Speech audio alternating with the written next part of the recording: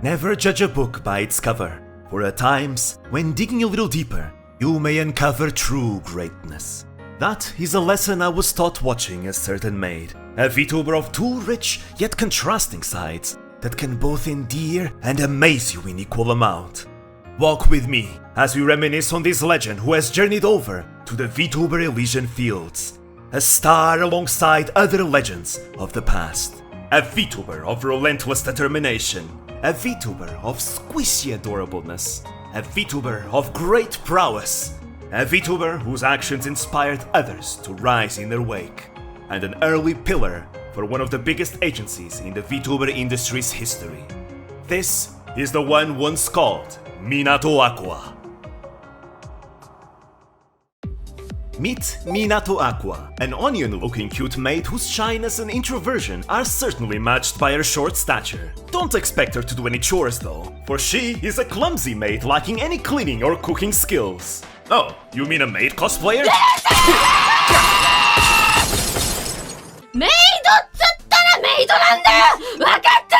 Do be careful with this one! She's quite quick on the trigger. And that's just what happens if you question her maid legitimacy. You'll just have to accept that there are some maids who sleep and play games all day. But how could you even be mad at someone like her? Do you see her? She's one of the cutest things I've ever seen in my life! And even cuter is just how incredibly shy she is! Likely Hololive's shyest member for sure. Capable of making even the most basic of conversations turn hilariously awkward. From such shy introversion, Aqua ended up being one of the Holo members who had the least amount of collabs. Hololive?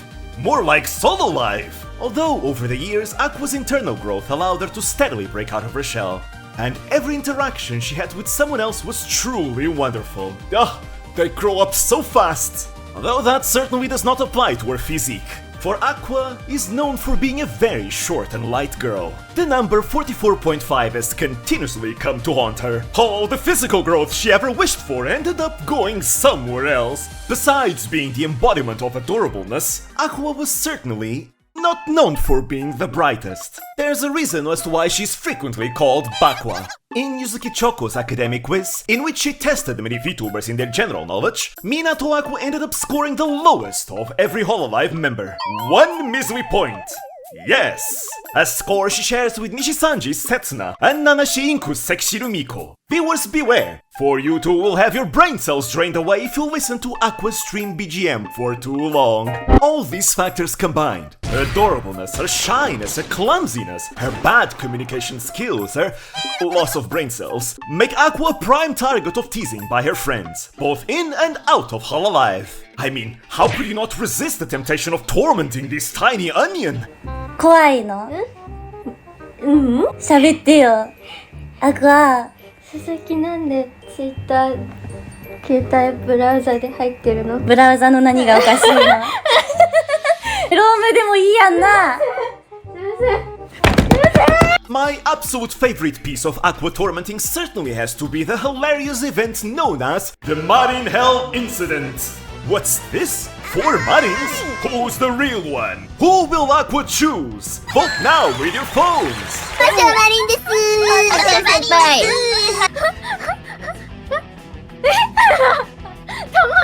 赤先輩、あんなやつが本当のアクアマリンだと思われますか？違いますよね。エントリーナンバー1、放送マリンです。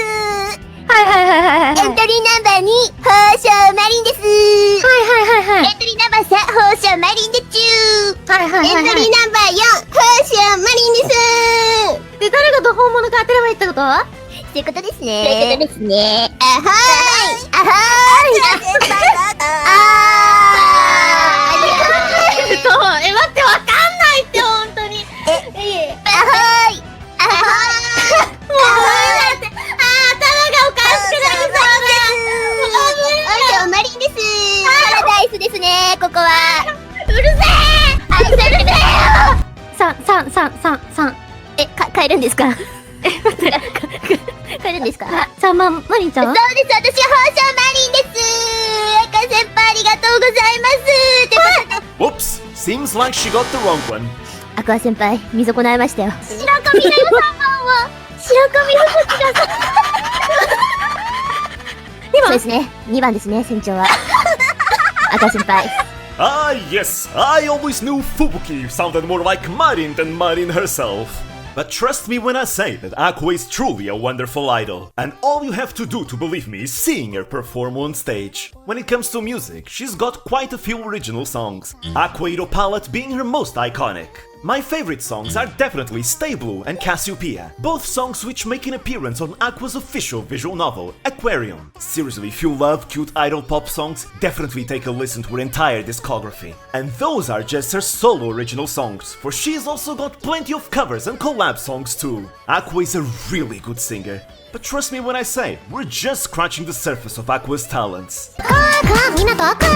Ah, Minecraft. A source of many great interactions and stories for many Holo members. And indeed, Aqua's history in the Holo server is very rich and iconic. Before Usada Pekura's reign of terror, it was Minato Aqua who was the OG war criminal, a frequent prankster who enjoyed messing with others. However, more often than not, it was usual for Aqua's pranks to backfire. Those were truly prime Aqua moments. はいできちゃったはいできちゃった But of course, on the topic of Minecraft, ask any Aqua fans and many will mention you of the iconic Neighbor Wars.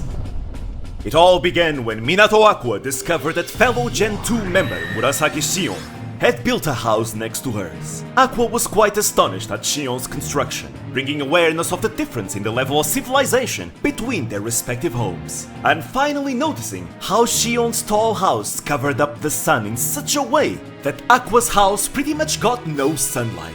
And so, Minato Aqua, believing Shion was depriving her house of the right to sunlight, and maybe feeling a little jealous, decided to go forward with a lawsuit against her garlic-headed neighbor. And what was Shion's response? Placing dozens upon dozens of torches around Aqua's house to fix the lack of light. However, in the process, Shion got prickled by Aqua's berry bushes, and so Shion went forward with a lawsuit against her onion-headed neighbor, demanding a trident as compensation for injuries. Aqua's response? Delivering berries renamed to tridents to Shion's house. The back and forth between these two salad-headed neighbors would continue on, and their war would increasingly escalate. Acts of vandalism would be committed, underground tunnels would be built, murders would take place, Shion's house even blew up at some point. Eventually, the war would come to a pause. Only for a second neighbor war beginning, involving floors being turned to magma blocks. Finally, the war came to a close, with Murasaki Shion moving and building a new, more majestic house far away. Except this was not the end, for as always, Miss Minato Aqua took offense to her neighbor moving away, and so Aqua resumed the wars, pranking Shion's new house. みんなには聞こえる？聞いて。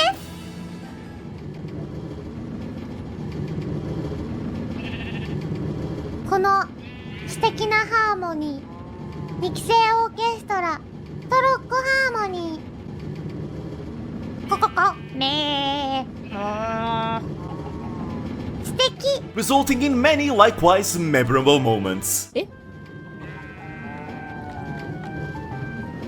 うしよう。シオンタンと目が合っちゃってる完全に。え、何？これどうやってさ。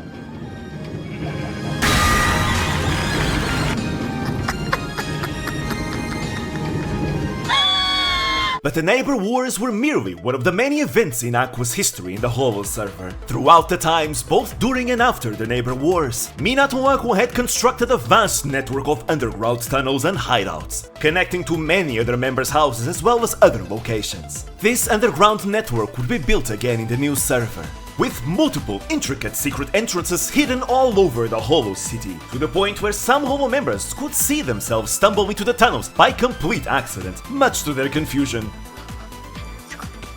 すごい！なんだここは。 This was an underground empire, and she, Minato Aqua, was its empress. In the old server, the underground also served as Aqua's hideout during the iconic Hololive resistance movement, a rebel group whose goal included blowing up the Hololive HQ. 今日から君もホロライブレジスタンスだ。よし！いきまーす！爆発するぜ！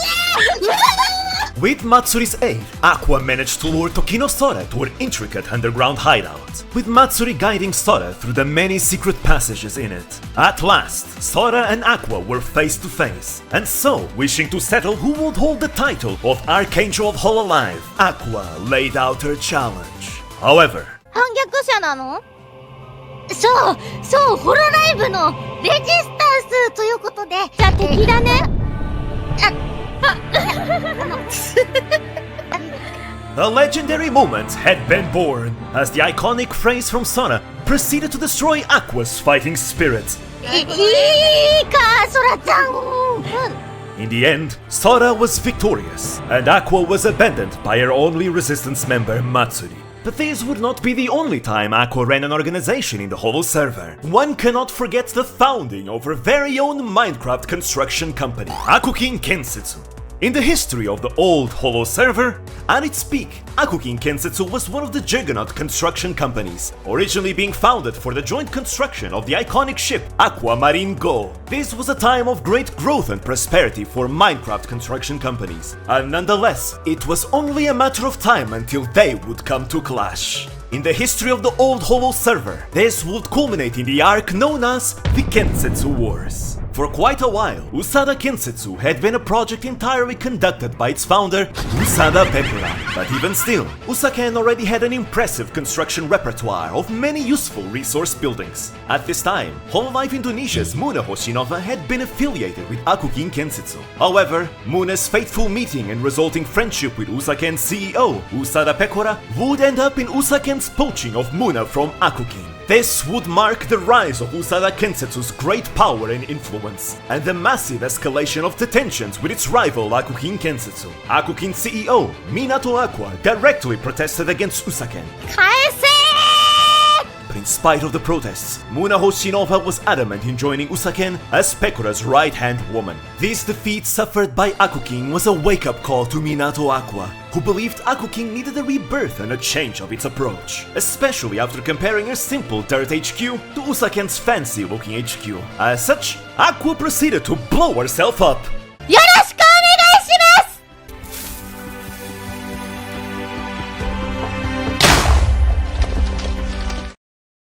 Thank you. This was to be a new beginning for Akukin.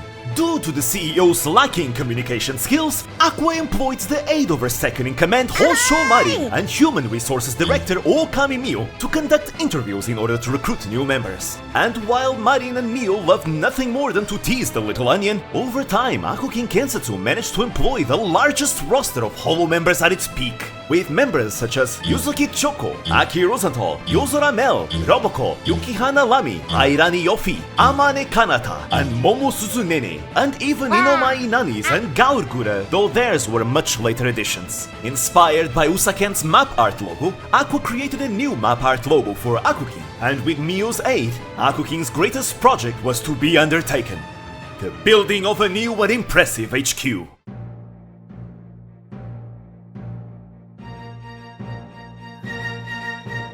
This was a massive project.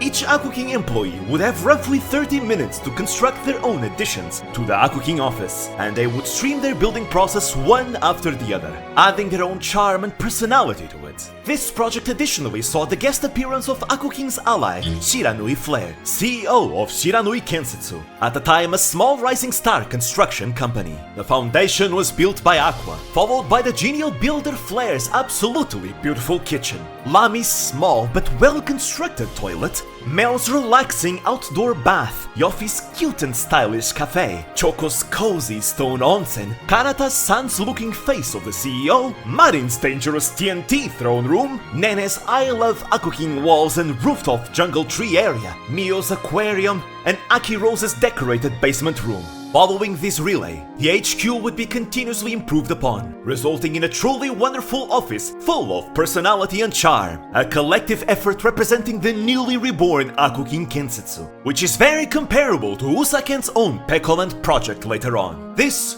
was Akukin at its peak. However, as Usaken continued growing in power and influence, Akukin was beset with difficulties. While Usaken members were paid in emeralds, diamond gear and other valuables due to the Usada Trade Center, Akukin employees were paid in codfish, and often without any pay at all even still. Eventually, many even began to label Akukin Kensetsu as a black company. This, alongside many other problems and a particularly bad Zen loss, eventually caused Akukin to go bankrupt, and its CEO running away. While many still held the hope for an Akukin comeback, Minato Aqua would later confirm Akukin Kensetsu's official dissolution. It had been quite some time since the last time Aqua had been in Minecraft. The times had changed, the server was new, several construction companies had risen and fallen. There was much that was different and unfamiliar. Aqua decided to tour this new environment, impressed by the new, many amazing constructions of her fellow peers. Of course, all it took was for such a cute little thing to wander about the wrong neighborhood for her to fall prey to its world's villains. Usada Pecora! Because of course it's Pecora, just look at how Aqua recoils at the sight of her. Aqua's worries were well founded, as Pecora would then proceed to scam her on sight. これさえ持ってきちゃいけないじゃん。所持しているとの預かります。私これ没収されんの全部。おいやった。アクア先輩のもらえた。ご協力感謝します。では。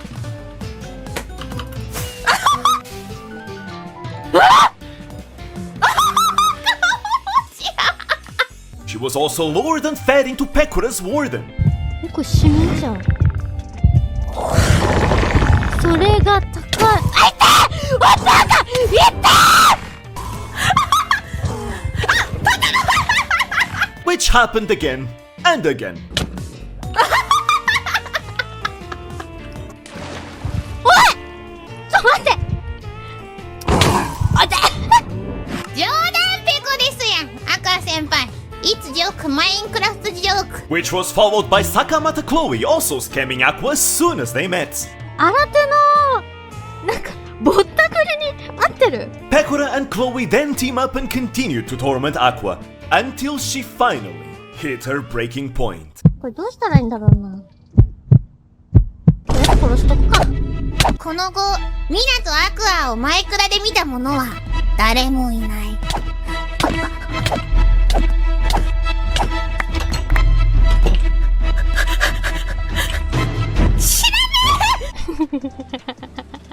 Following Aqua's murder of Chloe, she set her sights on her great CEO rival. Pecora took to the skies attempting to evade Aqua's pursuit, but Aqua too had an Elytra under her possession. What followed was a tense aerial pursuit.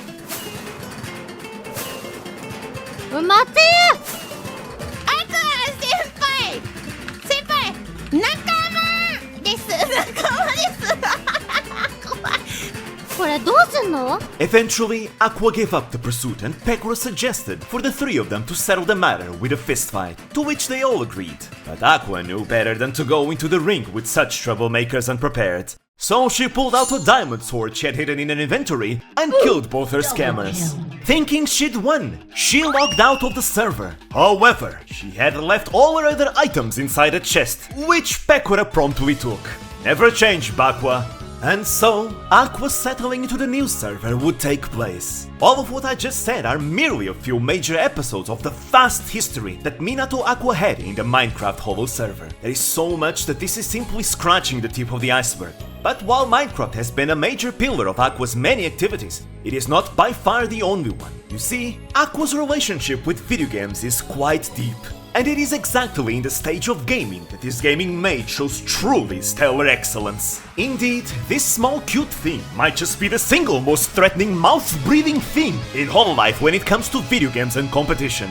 ランクは人生なんだよ。勝つしかねえだろ。 Not only is she a determined player when it comes to beating generally regarded difficult games, she's also dabbled into speedrunning on occasion. Speedrunning games like Dark Souls Remastered, Sekiro, Only Up, Getting Over It, and Minecraft. Moreover, Aqua is a very competitive person who just gravitates towards multiplayer competitive games. She not only grinded all the way to VIP in Smash Bros. Ultimate, she's quickly ranked up to Master Rank in Street Fighter 6, after barely picking it up.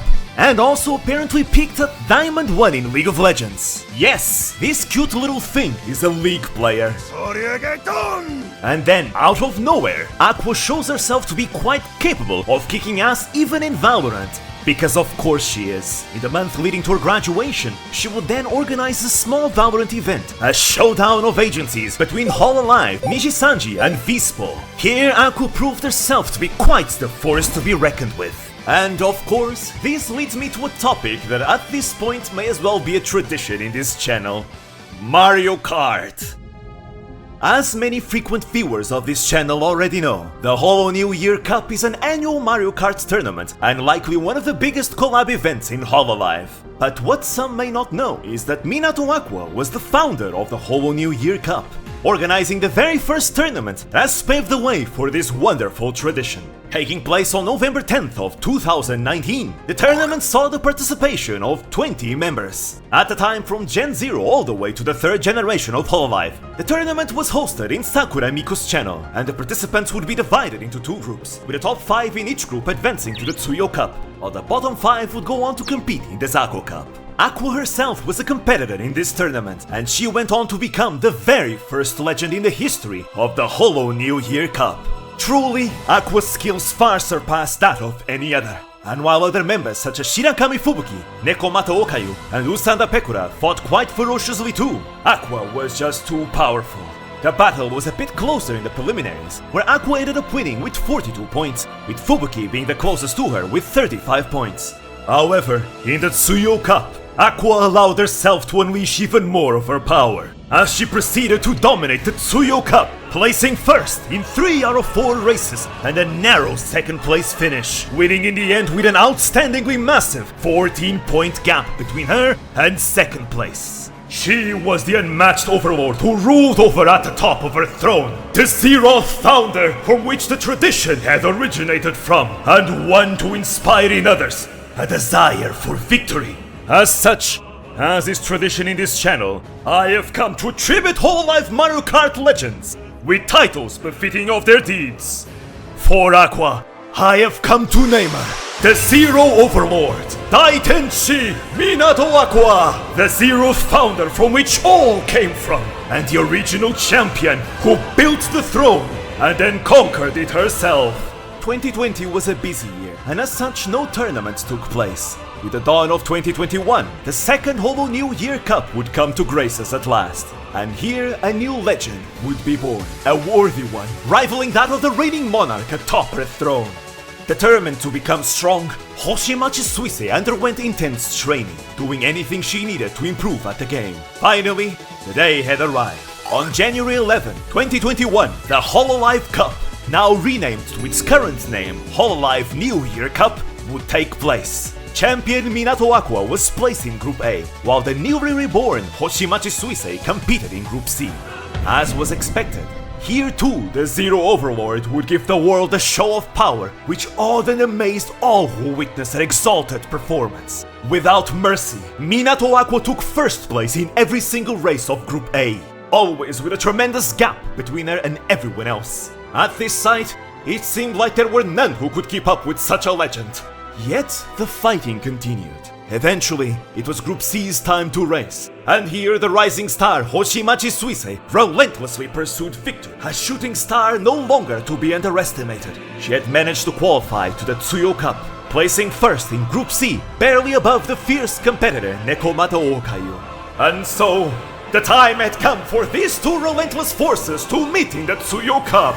The almighty and exalted Overlord would be challenged by this upstart of an Azure Comet. The battle was to become one of the greatest legends in the history of the Holo New Year Cup. The Zero Overlord, Minato Aqua, asserted herself by placing first in the very first race, with Hoshimachi Suisei right behind her in second place. Nonetheless, the situation was to be reversed quite drastically in the second race, as in spite being initially in the lead, Minato Aqua dropped all the way to 8th place following an unfortunate sequence of events. Meanwhile, like an Azure flash, Suisei had succeeded in placing first. However, this would not be the end of Aqua's fight, as in the very next race, she once again subjugated the competition by placing first yet again, with Suisei following closely behind by placing second, much like in the first race. At last, all would be decided in the fourth and final race. Hoshimachi Suisei's consistency had allowed her to remain in the lead in terms of points, but the result of this race could easily change that, as Aqua's points were not too far behind in spite of unfortunate placement in the second race. Yet another fierce battle ensued, and in the end, Shirakami Fubuki, the runner-up who had been defeated by Aqua in the previous tournament, would be pivotal in deciding the winner of the tournament. As both Aqua and Fubuki approached the finish line, Fubuki refused to be overtaken, maintaining her third place finish, with Aqua just barely behind her. As for Hoshimachi Suisei, she ended up with a devastating 8th place finish. Everything felt uncertain. What would this mean? Who would be victorious? As the score revealed itself, the world would bear witness to the birth of a new legend. Hoshimachi Suisei had 1 point over Minato Aqua, overthrowing the Zero Overlord as the champion of the Holo New Year Cup. And thus did the legendary Azure Flash Comet come to be. Both of the girls cried that day. The birth of a new rivalry. Two girls whose fates would see them walk alongside each other. Two stars in the bright sky of legends. Minato Aqua would make her return the following year, but as her interests lied elsewhere, she was far from what her peak once was. Nekomata Okayu, the purple lightning bolt, would win that year, overthrowing the Azure Flash Comet Hoshimachi Suisei. And then in the next year, the determined Minato Aqua was unable to participate due to scheduling conflicts. But in spite of that, she offered her skills and expertise in coaching Hoshimachi Suisei, who would end up reclaiming the champion title that same tournament, becoming the first to ever becoming champion twice in the history of the Holo New Year Cup. Though we may have never seen a full comeback of the Zero Overlord, her legacy is ever present for as long as the Holo New Year Cup continues. Indeed, while we'll never get to witness the ultimate rematch between the first two Hololive Mario Kart legends, a hype from Zero to Azure, Holo New Year Cup 6, Stars to the End type of rematch, the Holo New Year Cup has seen throughout the years the rise of many legends that will continue to carry the spirit of competition within them. Legends following the same footsteps of the original legends of this wonderful tournament. And so, Aqua's legacy shall live on. But earlier I referenced how, at the time of the third tournament, Aqua's interests lied elsewhere. So now we'll take a look at yet another of Aqua's noteworthy Apex legends. As per usual, Aqua, being mostly a solo gamer, was more used to playing by herself, even a game that increasingly required a full pre-made squad the higher you climb up. If you don't want to suffer, that is. Like in a game like Apex Legends. So, she was determined to complete a solo to master rank challenge in the game, a challenge that proved to be quite gruesome and difficult for the gaming onion at the time. After having failed to do such, she took a break from streaming Apex. However, around a year later, she would be back, and oh boy was she back.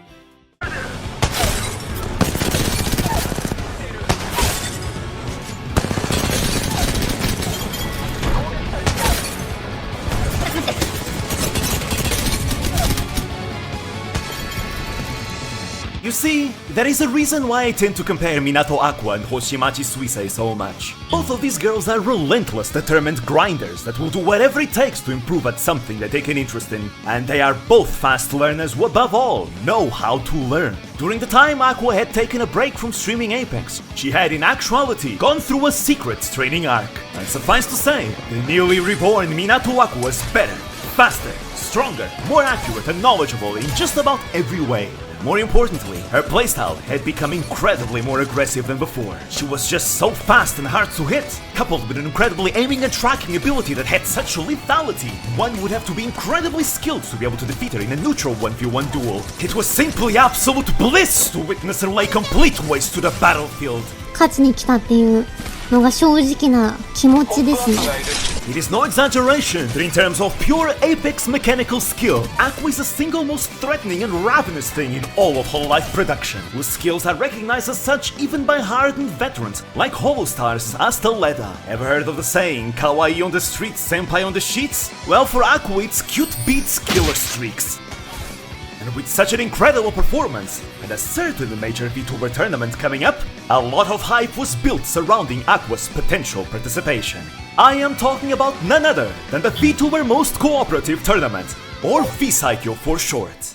VSaikyo is an annual tournament founded, organized and hosted by former Apex pro player Shibuya Hall, also one of the founders of the VTuber agency Neoporte. In VSaikyo, invitations are sent to several VTubers who will then themselves invite other VTubers to join their squad and compete together. Every squad has a maximum limit of point value that cannot be exceeded, with each player being evaluated on the basis of their rank and skill. Tokoyami Toa had received an invitation to become a team captain, and so Minato Aqua reached out to Toa asking to join her team. Toa accepted, and they would be then later joined by Hoshimachi Suisei, forming the popular unit known as Team StartEnd. The hype surrounding Team StartEnd was incredibly huge, attracting quite a lot of new viewers who had never watched VSaikyo before, and it is easy to see why such a huge hype train took place, as from the perspective of a Hololive fan, we got to witness a rare full Hololive squad and two popular newcomers who had never been seen in such a competitive environment before. Aqua's amazing performance those previous months had especially enraptured the audience and built quite a lot of excitement for Hololive fans especially. Team StartEnd was something no one was expecting to happen, but the fact it happened was a beautiful thing.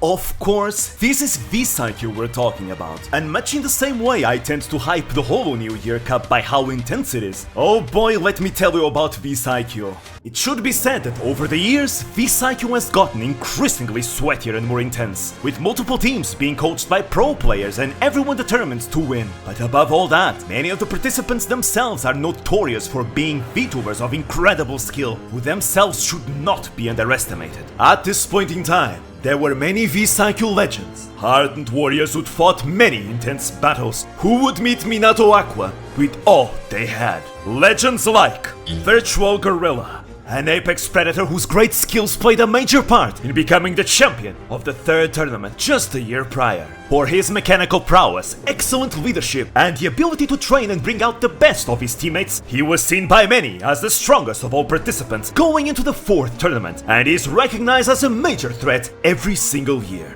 Astaleda, another major threat and a genius whose great skills and vast knowledge would see him set the battlefield ablaze in a maelstrom of chaos wherever he was present. For his great power, he was forced to play an at a time off-meta character, Mad Maggie, in order to lower his point evaluation for the tournament, a decision resulting only in the birth of an even greater monster.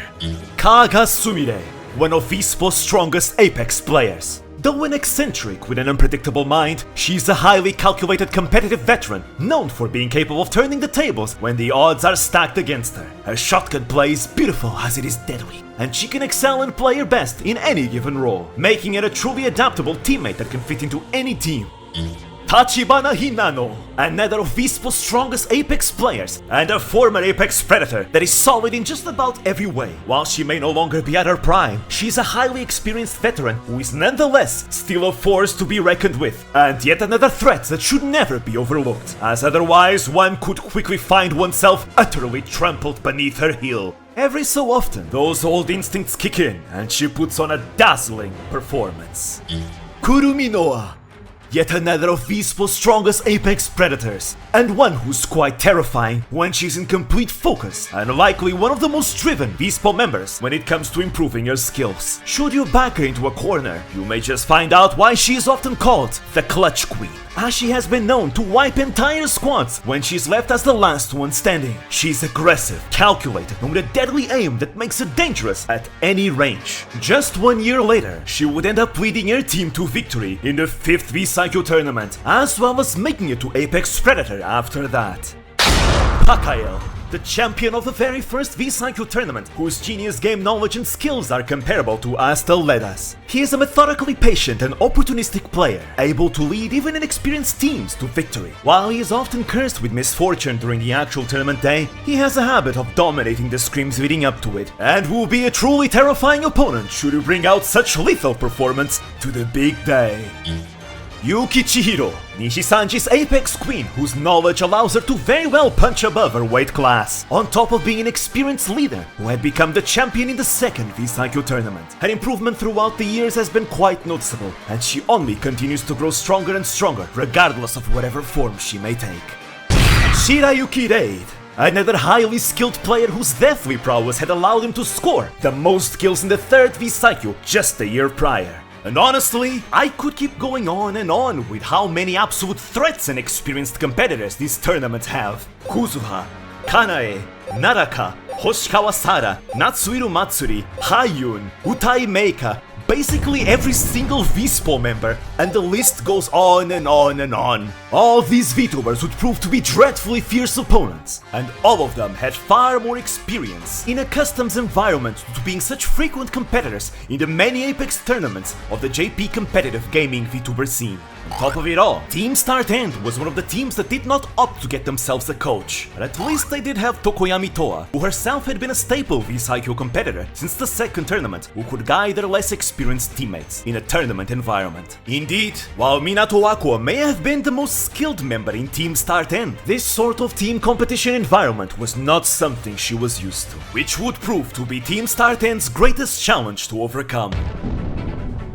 In the days leading to the official scrims, each team would prepare on their own, with participants like Kuzuha often hosting and inviting all other teams into unofficial scrim matches for practice. Right here, Team StartEnd's strengths and weaknesses would come to light. As expected, Minato Aqua proved to be a ferocious force, an aggressive fragger, always at the vanguard of the team's assaults, and quite skilled at outflanking and outmaneuvering her opponents. Piling up kill after kill with their iconic devotion, amazing skill with the Peacekeeper, and their newly found prowess with the Wingman. This absolute show of force instilled both awe and fear in those who witnessed her, and many believe their mechanical skill to be of Apex Predator level. てかさ、途中さ、なんかプレデターみたいなレースいるなと思ったらさ、港アクアちゃんだった。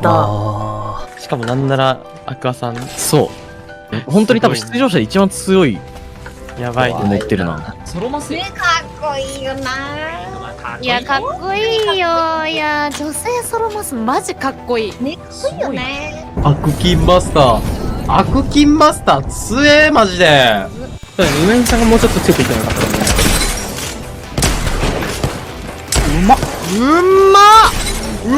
いやピースキーパーうまっ However, this overwhelming aggression would often border to the side of recklessness, proving to be quite a double-edged sword. Upon catching the scent of blood in the air, she would place herself in risky situations where her team was too far away to back her up. Apex Legends at its core is meant to be a team game, and that is even truer for a tournament environment like VSaikyo. As many would begin to see her, Aqua was a ferocious, ravenous dog that one struggled to keep on a leash. Of course, all of this made sense. Up to this point, Aqua had been a solo player, used to teaming up with randoms. She had grinded to master rank all by herself, and while this outstanding achievement had given Aqua a very advanced ability for self-reliance and a deadly sense of opportunity, her teamwork ability lacked that same investment. So it was that going forward, Cole and Suisei knew they would have to work together to contain Aqua's bloodthirst. 待って、割れてるいけないよ戻るよーこれ行きたいなこれ戦うこれ前のやつ戦うそう1個これしてる。オッケーオッケードームないよアクタンドームないオッケーポータル下引いたからね下引いた上一回戻る一回上戻る私スイちゃんにすら怒られたからねスイちゃんに手綱ピーって引っ張られたからねアクちゃんこっちってアクちゃん早くってこっちって正気になった。はっ私は今まで何を Of course, it's not like Team StartEnd did not have any teamwork at all. They were playing to win, so they still had many good moments of coordination, and they would only get tighter as a team with the approach of the big day, even managing to get quite a few champion games during the unofficial screens. Regardless of the outcome of the tournament, Aqua's performance had already clearly made a strong impression on many of the other competitors. Always be wary of that one wraith with crazy movement. あ、そうそう、めっちゃあの人ストレーフしてたじゃん。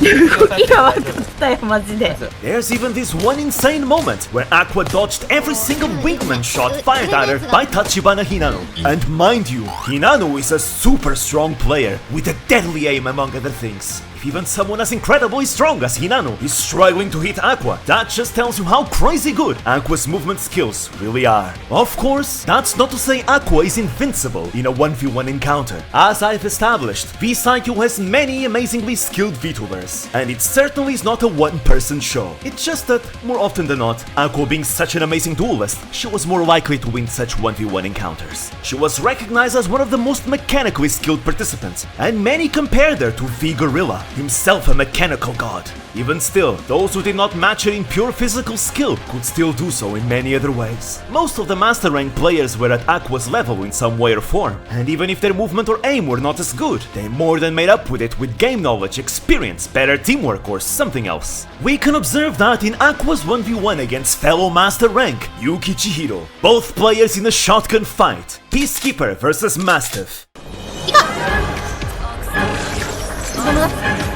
降りてきた降りてきた降りてきた。オッケーナイス。ここ一人。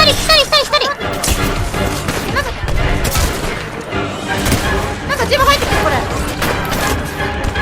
ジムやってまだやるよ。ジム。一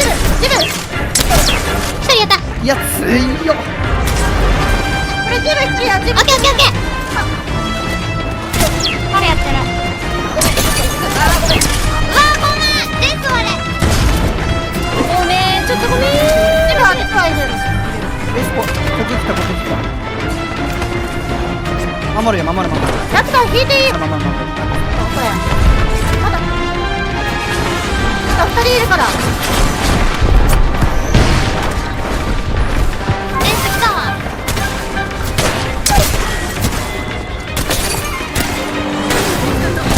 後ろ。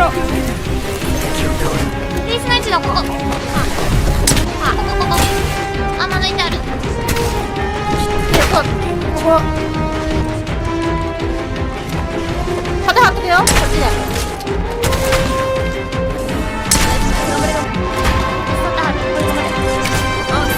落ち着いたらいける。ふーちゃんこっち来れる。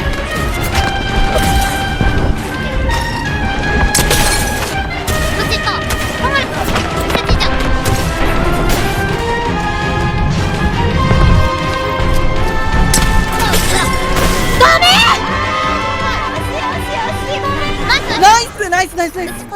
There is no doubt that Aqua had better movement skills on top of being a more proactive player with armor swaps, but Chihiro was able to land more shots overall while taking less damage, remaining calm and calculated the whole time. Let me remind you, Chihiro is a VSaikyo champion who led their team to victory in the second VSaikyo. Honestly, had the encounter repeated itself, either of them could win. It all came down to a single shot at the end. The point is, both players were incredibly skilled, so one cannot immediately judge what the outcome will be. And this can apply to many other participants in this tournament. Pretty much, every single team has at least one player, one ace, who you should look out for. Nonetheless, for her overwhelming aggression and amazing mechanical skills, Minato Aqua began to be known by several nicknames, like the Demon Lord of Climatizer, but none were more popular and widespread than the Mad Dog, a fitting nickname for someone with such overwhelming aggressiveness and that her leader Toa struggled so much to keep on a leash. Moreover, due to Aqua's affinity to playing alone, her threat level actually increases when she's the last one standing in her team, because at that point there is no one that can hold her leash. It then becomes a matter of how much damage she can inflict before finally going down. This would be perfectly exemplified in one of the unofficial scrim matches.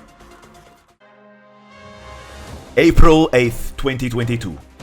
Aqua was out scouting for enemy teams, being positioned very far away from her own team. To and Suisei were alone holding a house when they are assaulted by Team Shirande, comprised of Shirayuki Reid, Aizawa Ema, and Higuchi Deron Kaede. As Toa informs her team about these new threats, Aqua decided to return as fast as she could. However, she would not make it in time. やばこれやばいごめん You see, Deron was playing a particular character of her liking called Rampart, whose ultimate ability is a very powerful Gatling gun with a firepower capable of destroying doors. Additionally, the attack came very suddenly, as Shirayuki Reid used his Wraith portal to quickly transport his team right in front of To and Suisei, and from there, Deron unleashed a devastating barrage of death. Come on. いきますよ。これ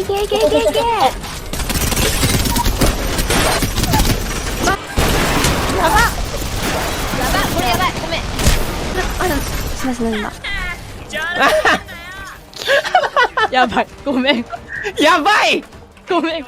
By the time Aqua had arrived, the house was safely under Team Shirande's control. Aqua attempted to fight, dealing a considerable amount of damage, but realizing her numerical disadvantage, coupled with the fact that Shirayuki Reid was too dishing out quite a lot of damage back, Aqua retreated. From the remainder of the match, she would be by herself. And here Aqua's struggle yet again amazed the audience. She survived as long as she could while hunting down stray targets in a brilliant show of guerrilla warfare. First, she shot down Kuzuha, before retreating back to safety and biding her time. Next, she spots Aruse Ino and V-Gorilla on the run, and she proceeds to give chase, gunning Aruse Ino down and retreating before V-Gorilla could react. But this would not be the end, for Aqua would then proceed to attack again, finishing off the weakened V-Gorilla with her wingman. いけるないかも。最高。もう野良犬やん。最高ナイス After escaping from a dangerous exchange of fire, she was pursued by a lone opponent that caught her off guard. But by making use of the resources she had prepared beforehand, Aqua regained her momentum and faced back her challenger.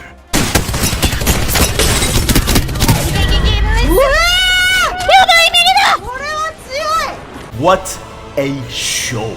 Aqua and her devotion are just beautiful to watch. I can barely even keep up with her movements. Aqua would proceed to climb all the way to 5th place before she was finally surrounded by a full squad and put down. 追ってくるんかいこっち。こっち追ってくるんか。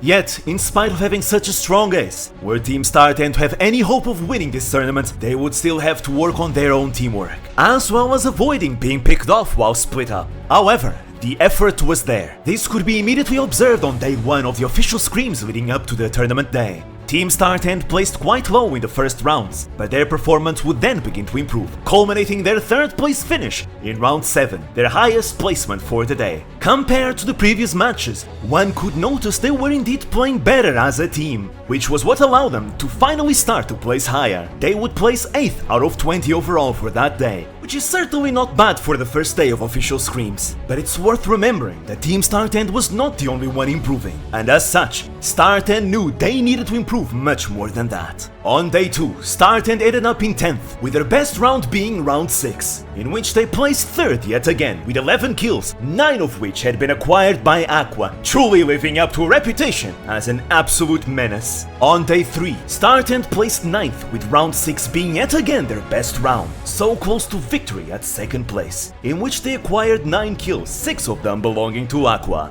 Day 4 was a great day for StartEnd, where the potential of this team was able to shine once more. Though initially struggling, they managed to place 4th in round 3 with 9 kills, 8 of them being Aqua's. But it would be in round 5 where StartEnd shone the brightest. April 14th, 2022. The fighting raged on. The ring was shrinking ever so smaller, and Team StartEnd found themselves amidst a lethal realm of mayhem. Scoring kill after kill, their teamwork vastly improved. With 5 kills under her wing, Aqua was completely in the zone and out for blood. Its stench was all around her. Whose head would be next for her to claim? As she finished off Asta-led squad, she had her leash pulled by Toa. それめっちゃ離れてる。一人で行き過ぎ、一人で行き過ぎ。やばいかんね。あーナイスナイスナイスナイス。オッケーオッケー、ごめん。戻るごめんね。これちょっとチームプレイしよう、チームプレイ。戻る。 I suppose old habits die hard. With Aqua regrouping with her squad, they continued fighting off the squads around them, with Aqua knocking down Shiro inside the tunnel bridge, which Toa managed to finish off. Their attention then completely shifted as Kuruminoa's team dropped from the skies. However, with X-Albio accidentally dropping to the bottom of the ravine to be picked off amidst the blazing chaos, Team StartEnd see themselves having a very advantageous 3v2 matchup, in which Suisei managed to shoot down Reimu Endo, while Aqua got the kill on Kuruminoa. Aqua then proceeded to finish off Saigo Sakina and Hozuki Warabe inside the tunnel bridge, before moving on to fight Fua Minato and Mayuzumi Kai atop the bridge. With their masterful use of the Peacekeeper, Aqua softened up the targets for Toa to clean up. And just like that, Team StartEnd had managed to secure a safe and advantageous high ground position as the remainder of the enemy teams continued their relentless carnage. As the last two teams exchanged fire down below, they would be mercilessly bombarded by StartEnd from up above. Aqua, sensing blood, was itching to jump down, but Toa managed to keep her contained. いけるよこれ。まだまだ行かないで、まだ行かないで。まだ行かないで、まだ出て。待って、トータスの方がエリア取れてるから行かないだったら勝てる。ここで耐久。絶対行かない。 And here Toa does a smart call of keeping Aqua to guard the safe position up the ravine, while she and Suisei would jump down to secure the kills on the remaining squad. As long as Aqua remained safe, the ring would kill those below. And since Toa and Suisei would be the last ones to deal damage on their opponents, even if they were to die by the ring, StartEnd would still secure the kill points for themselves. The plan worked perfectly. Team StartEnd had managed to win their first official scrims round, with Aqua scoring 10 kills, Suisei scoring 4 kills, and Toa scoring 3 kills, for a grand total of 17 kill points. With this amazing victory, without counting the extra optional rounds, Team StartEnd was officially the overall victor of Day 4 in the tournament scrims. All three of them had done their part, and only by working together did they achieve this wonderful victory. This would surely be good for morale. Day 5 started with Team StartEnd almost winning round 1, placing second with 5 kills, and then later placing 9th with 8 kills in round 3. Day 6 was another good day for Team StartEnd, managing to score kill points in every match. Of note were round 2, where they would place 5th with 8 kills, round 3 with Aqua's relentless aggression against Kuruminoa, and that super clutch 1v1 against Hayun.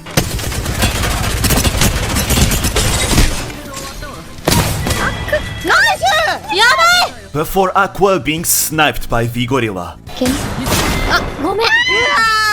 And then the amazing display that was round 4. But before round 4 started, めちゃめちゃもうね、助けてね、トアもダメ、なんかメンタルが終わってきた。なんでどうしたのなんでどうしたのあと一戦だよ。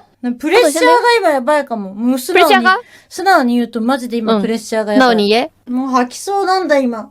トアには今心の余裕がないんだ。もうトアはひどいやつなんだ。もうダメだ。たっちゃんは優しいよ、すごい。やっぱリーダーとしてすっごい頑張ってくれてるし、本当に。そうだよ。もうスイちゃんとアクタンとやるエーペックスプレッシャーがすごいんだよ。やめろよなんだけど、やばすぎ。情緒は。勝たなきゃって思えば思うほど怖いんだよとは。怖いね。ガチ泣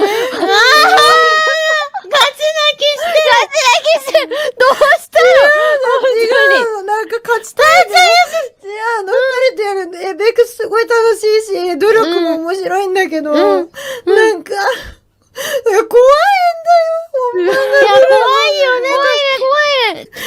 プレッシャーがすごくて、心に余裕がなくて、最低なことに言っちゃう。優しくしてあげて。優しくしてあげて。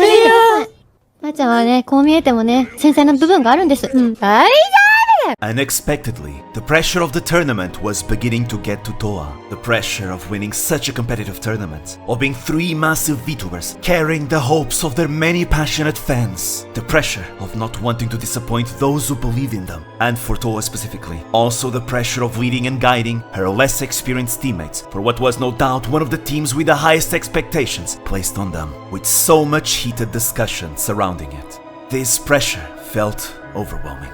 As the day of the tournament approached, the more Toa felt like she had to win, the scarier it all felt. On top of it all, she felt bad about lacking the composure to keep her emotions in check. Shouldering such pressure, the closer they got to the fated day, the realization came crashing down. But as Toa began tearing up, Aqua and Suisei reassured her and gave her the cheer she needed, motivating each other to do their very best. There was no need for Toa to shoulder this pressure alone, for she had her team, her friends, together with her. They had already come quite far since they got together at the beginning. More than just their teamwork, this journey had allowed their bonds of friendship to grow that much closer as well. There is no StartEnd without Tokoyami Toa, and all three of them had given it their all so far. Day after day of fighting, hours upon hours of practice, constantly battling against genuinely scary opponents, warriors with great experience and skill who themselves were giving it their all to win and meet the expectations of their audiences as well. They had given it their all, and they had come so far. Regardless of what outcome awaited them, there is no shame in StartEnd. This was a precious experience, and they were having fun. Together, they had made StartEnd blossom into a truly beautiful flower. And thus, feeling better, Toa led StartEnd yet again in this final official scrim match before the tournament day. A brutal task awaited StartEnd as the searing ring would begin to push them towards the southern-eastern edge of the map. A long distance to traverse, but not one they weren't prepared for. With Suisei's Valkyrie, they had swiftly and successfully made it all the way from their initial position in Climatizer towards the dome, with little contact with hostiles, merely exchanging a few shots with the occasional distant team. As they made their way inside the buildings of the dome, sounds of nearby explosions would alert StartEnd to the presence of other teams in the area. With haste, Aqua led StartEnd towards the sounds. Utilizing the surprise factor, Aqua unleashed the ferocity of her devotion, dishing out an enormous amount of damage, devastating Team Erdtree, and managing to knock down its ancient captain, Pakael. Now the hunt was on, as upon catching the scent of this auspicious opportunity, Aqua gave chase to the survivors. Yuhiriri would be the next to fall, trying to revive Pakael, and with Toa covering Aqua from distant shots with her dome, Aqua was able to recover and confirm the kill, before retreating back to the safety of her team indoors. A great start to their match. But even with this small victory, StartEnd remained vigilant of any direction, watching over their location until another opportunity presented itself. And that opportunity would come as Aqua looked at the kill log. Pakael, who had been revived by Kisaragiren, knocked down Umineko before himself being downed by Yakumo Beni. This was precious information and exactly the kind of opportunity she'd waited for. The scent of blood was in the air, and so Aqua led her team into the next building, knowing very well that a fight was ongoing. Yet, StartEnd contained themselves and did not immediately jump into the fight, instead opting for a more cautious approach. The inside of the building was oddly quiet, but the presence of hostiles is then confirmed as shots were fired at Toa from the next room. Both sides, however, did not commit to an engagement, remaining cautious. It was then that Minato Aqua decided to go outside to do some scouting and encountered the remnants of Team Erdtree hiding below the building. She immediately opened fire, taking Kisaragiren by surprise, resulting in a squad wipe and all their resources being now shared amongst StartEnd. Yet this was not the time to lower their guard, as Team Omake would increasingly pressure Team StartEnd, forcing them to back away. Toa and Suisei now watched over both ways as Aqua recovered the health she'd lost during the retreat. A standoff ensued, and Aqua, now recovered, looked for another opportunity. The situation became more desperate as yet another team made their presence known. Now StartEnd were pinned down in a small room between two teams, but this would break neither their focus nor their resolve, as StartEnd stood strong, unbroken, remaining alert and fighting off both teams. With the ring forcing the team behind them to move away, StartEnd shifted the pressure towards Team Omake, both teams mercilessly exchanging fire against one another. Feeling like now was the time, Team StartEnd unleashed their assault as one. オッケーオッケー、行こう行こう行こう。左左左。ないよ。ジブ。誰か割った割った。バルキリやったバルキリやった。ジブ。割ったジブ。ジブ割った。ジブやった。オッケー。割った割った。バルキリやったバル。誰か割った割った。バルキリやったバルキリやった。ジブ割ったジブ。ジブ割った。ジブやった。オッケー。ナイス。ナイス。With Toa and Suisei together attacking Yakumo Beni and Aqua taking out Odanobu and Umineko, Team Omake had been completely wiped, allowing StartEnd for a brief moment of respite and celebration. Out there, the battlefield was brimming with teams all over fighting ferociously. Nonetheless, with the ring now shrinking to a different location, the three idols had no other choice but to venture forth into the chaotic stage of pandemonium. Their path engulfed in the symphony of battle, 待って、後ろいる後ろいる後ろいる a melody of bullets and explosions. In every direction, a waltz of death was being performed. ローローローローローノックノックノック The embers of life, one by one, snuffed out. A true carnival of blood and flame, like many others before. 豆腐の中入って豆腐の中入ってち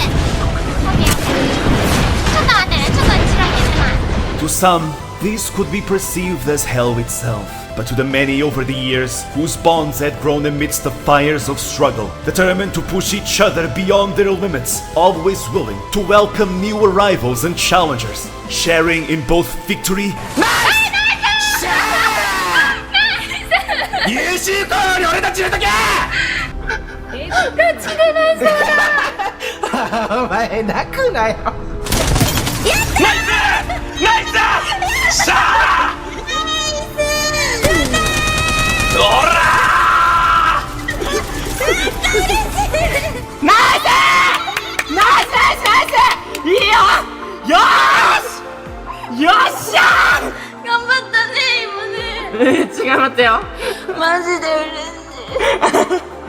and defeats.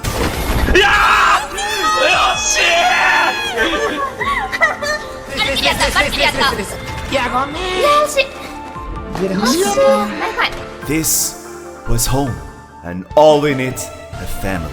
No matter what size or affiliation, it was a place where today's rival could become tomorrow's friend, and all were equal before the passionate inferno of competition. It was oh so beautiful. Team StartEnd continued on their way, mercilessly purging an already crippled Team Mishneider with concentrated fire. Then they too joined the fierce exchange of fire towards anything that moved. StartEnd stood firm, united as one as they unleashed a ceaseless barrage. And here, Aqua's wingman claimed Nishizono Chigusa and Nayuta. Toa knocked down Aizawa Emma, while Suisei managed to shoot down Kaga Sumire and Yozuna Nyu. Before them now stood Team Shirande, very much aware of StartEnd's presence, as they fired back and revived their fallen ally, Aizawa Emma.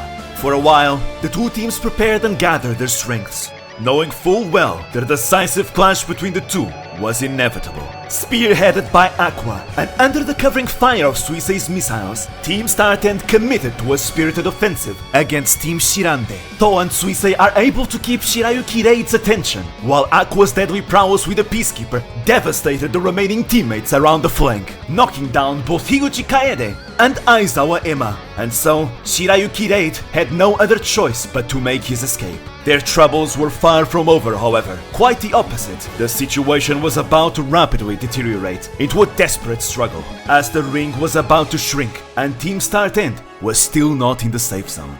Moreover, they were out in the open, surrounded by more squads. They soon came under fire, assaulted by Team Shocking Pink. Toa and Suisei ended up sustaining a considerable amount of damage, but to their relief, Aqua skillfully hit every shot of her wingman, taking Kanae out of the fight. She then single-handedly continued to keep Ichinose Uruha and fairies at bay, before being alerted by Toa to take refuge inside their dome. The opposing team, having lost one member and too pressured by the shrinking ring, began to make their escape. StartEnd too realized that they could not stay any longer, with the ring dangerously closing behind them. And so, Aqua goes ahead with making a portal to aid their team escaping. But she was about to encounter an ambushing force lying in wait. Team Pika Pika Hoshizora Fest immediately moved to intercept her, with Natsuiru Matsuri gunning Aqua down as soon as she was done making the portal. The all-consuming shrinking ring forced Toa and Suisei to advance out in the open, and Toa was shot down by Asumi Sena. Suisei, who managed to go through the portal, found herself right in between Pika Pika Hoshizora Fest and the remnants of Team Shocking Pink, ending up being shot down by Ichinose Uruha. After all that struggle, Team StartEnd had been eliminated. Yet, it felt different, for this was a match ended with laughter. ナイスダメだ StartEnd had put on a truly wonderful performance, having worked together as a team and supported each other. And more importantly, it had been a truly enjoyable match where they were able to showcase the fruits of how far they'd come. Yes, they had fallen, but theirs was a flame that burned passionately until the very end. Before going down, Minato Aqua had been the kill leader, having claimed 9 kills and dealing over 2,800 damage, while both To and Suisei got 2 kills each, for a whopping total of 13 kills. With this, they had managed to place 4th overall for day 6 of the official scrims. And so, April 17th, 2022, the big tournament day had finally arrived. Team StartEnd would give it their all in a truly brutal competition. Alas, the day would not be theirs, and Team StartEnd would end up placing 16th in the end. For StartEnd, it was a frustrating result. Sometimes there are days when things don't go one's way, and this was a common occurrence in VSaikyo history, with many skilled veterans having experienced it and would continue to experience in the future. This time, it was Suisei who was overcome with emotion, but like with Toa before, her team, her friends, were there to cheer her up. 3人で頑張れてよかったなって。 And so, StartEnd's VSaikyo journey was over. What a wonderful journey it was. And unironically, their real prize was the bonds of friendship forged and blossomed along their trail. They had truly come so far. Truly, the beauty of StartEnd was not in its final results, but in the entire experience itself. All this time, practicing and competing every day, with moments of desperation, of absolute focus, of laughter, awe, tears, failures and successes, all of them were a precious part of the experience. They even got to create new bonds, like how some VSpo members coached Suisei to improve her play, even though they were opponents, resulting in Suisei and Asumi Sena even ending up becoming friends. It all had been worth it for the entire journey itself, and in the face of all that, their end result of the tournament was unimportant. They had become a close trio, celebrated by its fans, and to this day, even though StartEnd did not place particularly high, there were many who had hoped for their return in VSaikyo. Aqua's performance had left its mark in the memory of many people, both viewers and competitors alike, with many praising her. でも俺なんか今回の大会すげえスターテンドにトラウマを植え付けられた。本当に強くて、盛り上げるためにうわ強えとかじゃない。もう全然違う。本当に強い。本当に強いのよ。Tachibana Hinano even jokingly wondered when Aqua would join VSpo, as her gaming skills would be perfect for it. And Kurumi Noa fantasized about one day teaming up with Aqua to create an incredibly aggressive team. There were also other participants who hoped for Aqua to make a return in the future, remarking that with enough experience, it was only a matter of time until Aqua got used to the more team-oriented tournament environment. Though they had been adversaries, the many teams of VSaikyo looked upon Aqua and Team StartEnd as a whole with the utmost respect, who were happy to welcome Aqua back anytime she felt like competing again. And in fact, it nearly happened.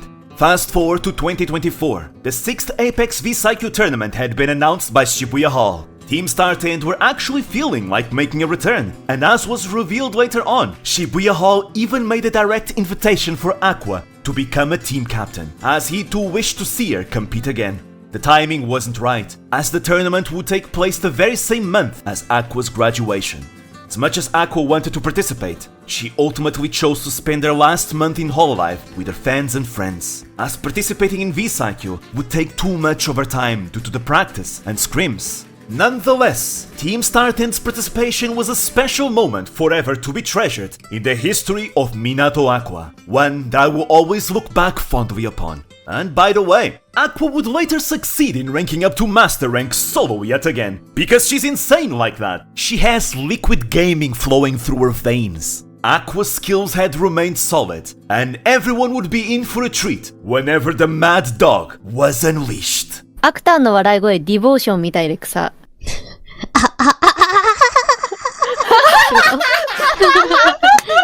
加速してる。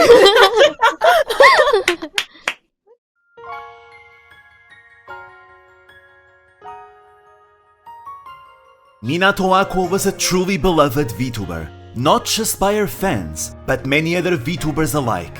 For someone so shy, she had all kinds of relationships. Her close friendship with Murasaki Shion is likely the most well-known, with every time they bickered being such a fun time. Her time fighting alongside To and Suisei, which would blossom into a wonderful friendship between the three. How Marin often treated Aqua like a daughter, with Aqua even willing to listen to Marin's drunken rants. Aqua's pursuit of Nekomata Okayu and her consequential romantic rivalry with both Inugami Korone and Shion, her bond with her genmates from Gen 2, and even outside of Hololive she had friends, having a close friendship with Kagura Mea, but also being friends with Sasaki Saku, Takamiya Rion, and Tsukudani Norio. Both in and out of Hololive, Aqua was greatly respected and admired, with many VTubers looking up to her, like Amane Kanata, Gaur Gura, and Hoshi Kawasara, and these are just a few examples. Perhaps Aqua was right, we do love her too much. By far, my favorite dynamic was that of hers and Usada Pekora's. I can say for certainty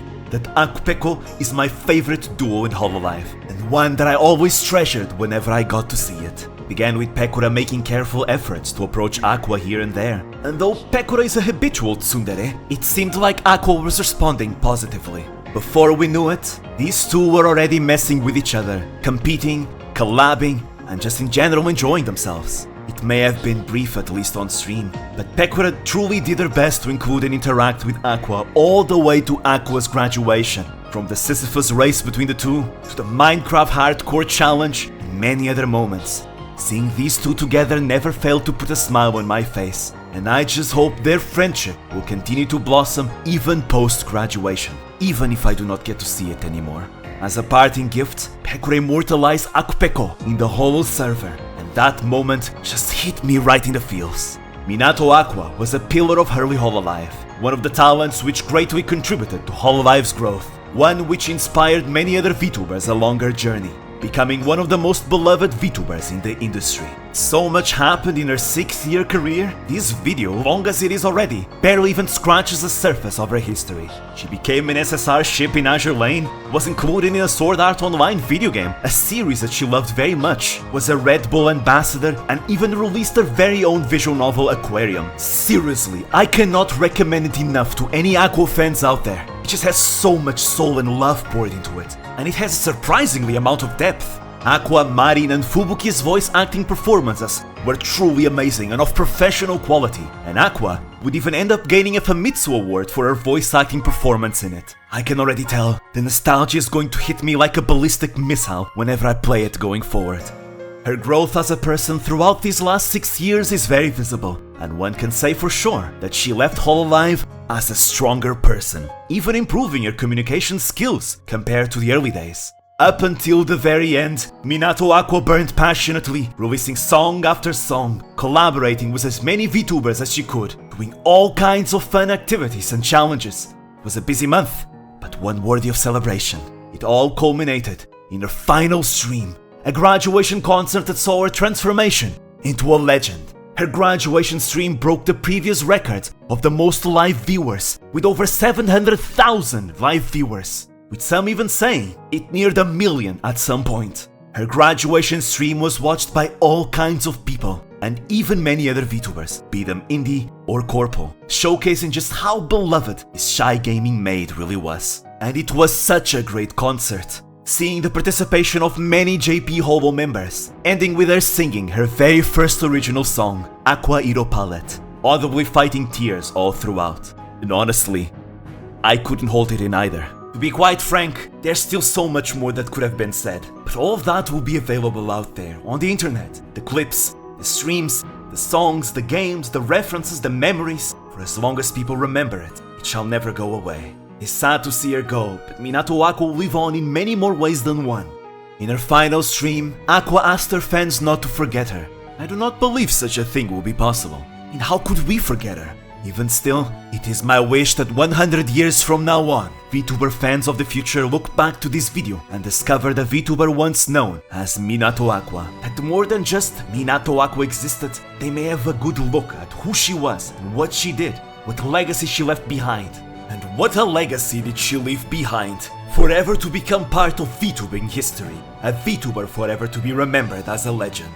I am glad I found out about Minato Aqua, for she often made me smile. To bask in the intensity of emotions whenever she poured her heart and soul in whatever competition she fought in. To laugh at how awkwardly shy she'd be sometimes when teased. To be endeared by how preciously cute she was. To root for her whenever she struggled. To celebrate her victories. To share in the feelings of defeat. Even feeling proud whenever she tried to break out of her shell. I am sure many more can relate with these feelings. Be them Aqua's fans, co-workers and friends. Aqua has touched and affected many people. And those legacies and memories will live on deep within our hearts. From the bottom of my heart, thank you for the good times. You will always have a special place in my heart as one of my absolute favorite VTubers. May you achieve excellence along your chosen trail, Aqua. This was Minato Aqua, a VTuber who awed and endeared the world. 皆さん、はじめまして。この度、ホロライブ2期生として活動します。minato Aqua です。思ったより玉ねぎ。玉ねぎ 79.4%。なんなんズズズズズズズズ負けない。あ、ズズズズズズズズズズズズ負けないぜよ。そらちゃんでよ。よよよアクアでよ。ああ、私のにスースースースースースープープースースースー。なんでメイドはよご飯作って掃除してよ。なんでカズ先輩的と思い込んでんだよ。おかしいだろ。こっちです。こいつです。こっちです。痛い。おらやべえやべえ。おい逃げんな。やべえやべえ。アクさん乗りたい。あ、行くよ行くよ行くよ。痛い。マリさん社長死んでください。まだいける。まだ参る。おっしゃー来ちゃこれだフライいただきまーす。ありがとうございます。ミラトアクア最強。ありがとうございます。いって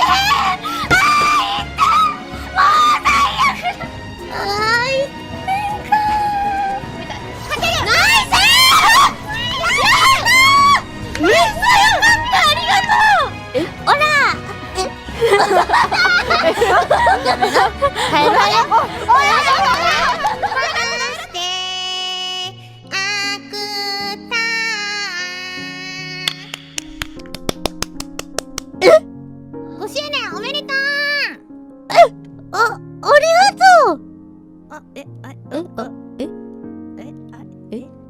ペカラちゃんに関してはちょっとなんかあれだよな。まさか来てくれると思ってなかったからさ、びっくり。いやアクア色なのこれねえ、アクア先輩。ペコーラ、私のこと好き。じゃあ続いていきますよ。何を話すの。今日は来ていただいてありがとうございます。ありがとうございます。呼んでいただいて。つら、なんかいじめだよなこれな。これある意味いじめペコだよな。ムードが変わったらアクア先輩スイッチのプロコン買って。そうでしょ。なんか怖いな。だからアクア先輩もいいよリクエスト。でも手紙。ねえ、交換だけのやめてもらっていいですか。なんかペコーラだけ元気なやつみたいになってるから。余裕さんからの手紙。いやいや、いらねえだろ。いらねえのに交換だけに来てんじゃねえよ。おい、交換だけに来てんだろ。いらねえだろ、手紙なんて。もう最悪なスタート地点まで行っちゃったよ。私も一番下。嘘なの。ペコーラ全然樽の直前なんだけど、あんた一番下まで当たる。